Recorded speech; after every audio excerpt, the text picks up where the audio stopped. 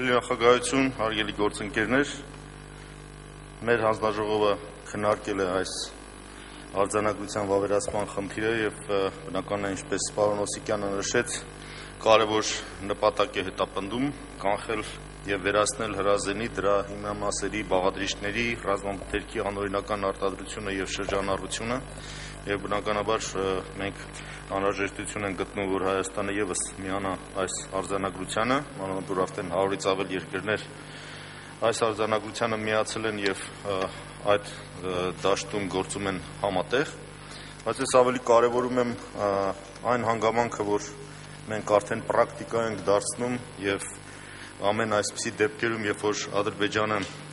հայտարարություն է անում վերապահում անելով իր քարոզչությունն է ըստ էության իրականացնում նման բոլոր համաձայնագրերի դեպքում, գիտեք դրանք շատ են եւ ժամանակի ընթացքում եթե հիշենք մենք չէինք առարկում, հիմա լավ պրակտիկա է ձևավորվում, որ կանխենք այս ընթացքը, Ադրբեջանը օգտագործում է ի վերջո ամեն ատյան, ամեն հնարավորություն իր ապատեղեկատվությունը աշխարհով մեկ տարածելու եւ մեր առարկությամբ մենք հիմա ունենում ենք հնարավորություն մերն ասելու առնվազն եւ այն տեքստը, որը այստեղ հնչեցրեց պարոն Օսիկյանը, կարծում եմ շատ ավելի հղկվել է եւ շատ ավելի ճիշտ է արտացոլում հիմնական դրույթները Ղարաբաղյան հիմնախնդրի կարգավորման առումով, որտեղ այս տեքստն էլ է ժամանակի ընթացքում հղկվել եւ մեր հանձնաժողովը նույնպես այս հարցում սերտորեն համագործակցել է համապատասխան գերատեսչությունների հետ։ Հիմա այն ինչ որ ընթերցեց պարոն Օսիկյանը, ես համարում եմ շատ ճիշտ, adekvat արտահայտում է հակիրճ մեր մոտեցումները եւ ամեն այսպիսի դեպքում մենք էլ ենք ունենում հնարավորություն առարկությունների միջոցով ամենաբարձր այդպիսի ամբիոններից մեր տեսակետները պաշտպանել եւ հակազդել adekvat կերպով Ադրբեջանի հայտարարություններին եւ վերապահումներին։ Մանավանդ որ ասեմ, Ադրբեջանը շատ հաճախ հայտարարություններ եւ վերապահումներ է անում,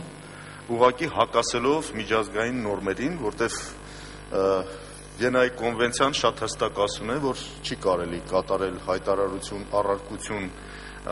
նպատակներին հակասող դրույթներով։ Այսինքն, եթե մի նպատակ է հետապնդում տվյալ կոնվենցիան կամ համաձայնագիրը, դրան հակասող հայտարարություն ուղղակի արգելվում է կատարել, բայց մինչև հիմա միջազգային հանրությունը դրա վրա էլ ուշադրություն չի դարձրել։ Ես կարծում եմ, որ մեր մյուս քայլը պետք է լինի այս պատասխանատվության խնդիրը բարձրացնել, որ Ադրբեջանը ըստ էության բոլոր այդպիսի հայտարարություններով հակասել է միջազգային ընդունված նորմերին եւ այսուհետեւ չպետք է համապատասխան կողմը, որը